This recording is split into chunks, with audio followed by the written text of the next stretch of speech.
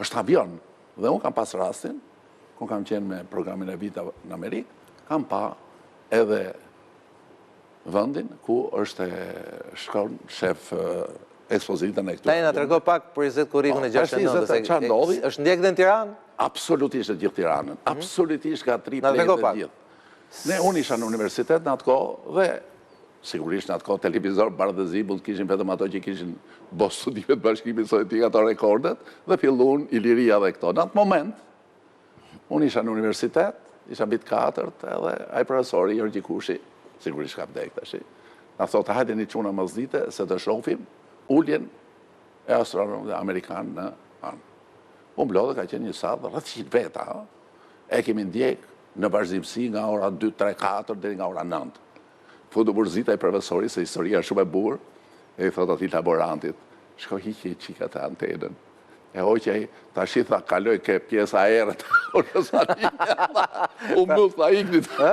Tani kaloj te pjesa e errët, tani në fakt aty ku pak do kaloj ania. Domethënë, pas rreth 2 orë. Jo vetëm s'kam dyshim, po vajta nën se çka pas do element nuk mund të fake, nuk mund të ta diskutoj. Jo, ka pasur një plan, ky është reale, ishte një plan i administratës amerikane që në rast se do dështonte, janë luajtur disa filma për këtë, pra do kishte një xhirim paralel me regjisor të njohur. Veta që në momentin që ato ulën, një sallë shumë e madhe që ti e shifja dhe atë. Jo, unë kam qenë te salla në Houston. Ti e ke pas salla, unë e kam pa, nuk e kam pa. E parë, po gjithsesi të mendosh Hati që ka qenë një aventurë e tillë që ne po e shikojmë se sa e komplikuar është edhe sot. Mendosh që njerëzit janë nisur, më kujtojnë ato kanoçet që kemi pas pak, kanalet në mënyrë legale, kanalet televizive. Më duket sikur atëherë sikur kanë shkuar ato kanoçet, ndërkohë që është kaq e sofistikuar sot teknologjia. Edhe prap ka shans për ta. Sot teknologjia është kaq e sofistikuar dhe në fakt nuk mund të themi vetëm për në atë kohë që ne profesori e ka jetuar, ne kemi dëgjuar se histori e kemi lexuar, edhe sot që ne po shikojmë live sërish ka skeptik që dyshojnë, a është vërtet duke u realizuar ky mision apo është diçka jo reale.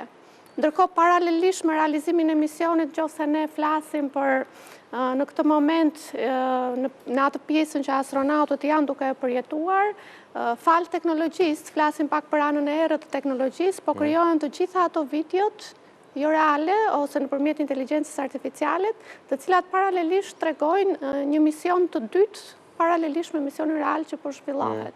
Dhe janë nga videot më të klikuara sot në internet. Për fat keq. Për fat keq dhe të cilat, se sigurisht qëllimi i këtyre realizimeve është dhe gjenerimi i të ardhurave, që gjitha kjo përkthehet jo vetëm ky mision në Po pasojat ama janë shumë më të rënda se kaq. Duke marrë shkas edhe nga pyetja që u bë profesori, ndoshta dola pa nga ajo pjesa e të qëndruarit në hënë, duke u kthyer në këtë realitetin dual të tokës.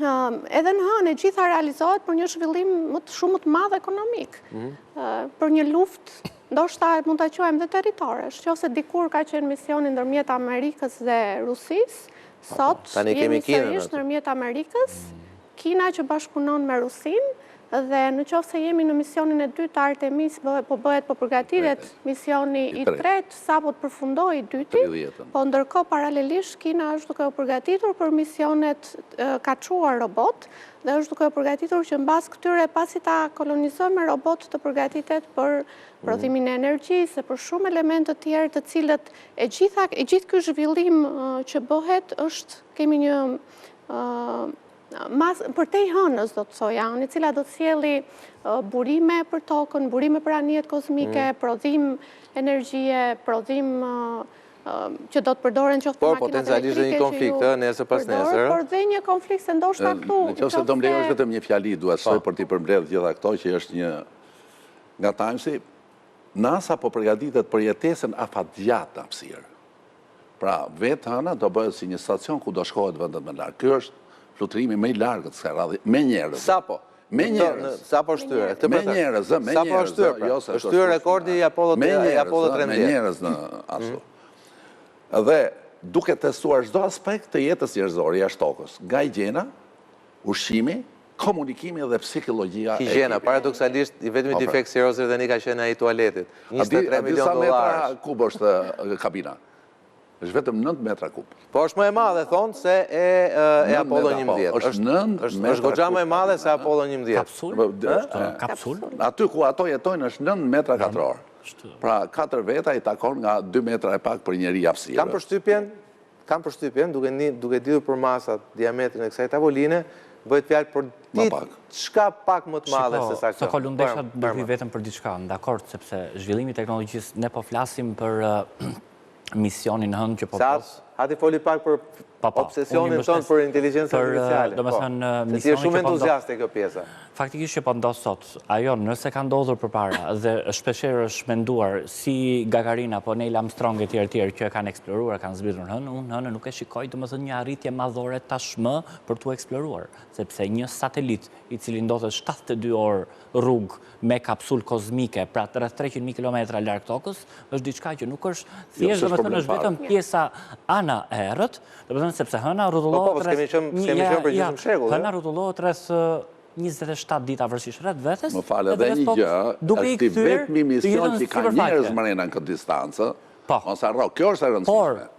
Por, dakord, do me thënë, kjo është ideja për të eksploruar pjesën tjetër të hënës, me qenë se është rëndësishme nëse imaginon Marsin, pra ideja që ne kemi shkuar më larg se kur në për studimin që do bëjnë NASA për jetesën afatgjatë është e pamundur, sepse vetë misioni kozmik ka sfida. Dhe unë desha të përmend një 3-4 sfida, duke u nisur pikërisht pra nga Sammy Williams, që ishte një nga misioni më parshëm jashtë orbitës tokës, që ka sfida të mëdha shëndetësore. Në rast parë, çfarë do të thotë kjo? Mungesa e gravitetit, sepse unë duhet i përmend pak a shumë që të jemi konkret. Dhe ne kemi parë, gjithë astronautët kur kthehen tokë, pas që ndrojnë që po flasim për stacionin hapësinor, që nuk është aq larg sa ç'është. Ne shikojmë ëndrat, dakord, entuziazmore ëndrat e Elon Muskut për të okupuar Marsin, për të shkuar në Mars, por që të shkosh një mision në Mars të shkon gati 3 vjet, një vit të shkosh, një vit të 8 muaj për të shkuar në rastin më shpejt. Por gjëja parë dhe kryesore është ne humbasim fare konceptin e ekuilibrit. Pra, nuk ka vend ku të biesh, nuk ka gravitet, është nonsens. Tjetër gjë, densiteti i kockave do pësohet. Si ka mundësi që nuk e ka qenë duhet? Ti entuziazme ndaj teknologjisë. Pse ka skeptik sot? Rritet frakturimi, do me thënë, ose osteoporozë. Mos u bosh shumë skeptik, se po të kishe patë variantin e parë, do isha habitur. Unë e kam parë dhe nuk habitën fare. Kemi parë. Edhe rase unë mendoj që kjo, si që tha dhe hati, është luftë territorësh midis shteteve potenciale, të cilët sigurisht bëjmë konferencën e vetë, se zasojmë shumë e tjetër, por që është i përqendruar. Unë mendoj, thjesht dua të fus diçka interesante, se po më jep prapërtesë. Ndërkohë ka njerëz që presin në radhë për të bërë turizëm në bravo, Irinia do të ndroj këtë. Turizmi, nga shoku i Trumpit që ishte Andit Tajlim dhe vajzën të shqipta thonë.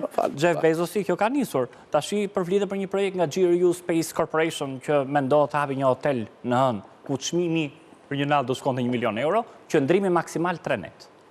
Nuk në argjogan shumë lek. Sepse nuk jemi akoma deri. Por që të qëndrosh për një kohë të gjatë, të qëndrosh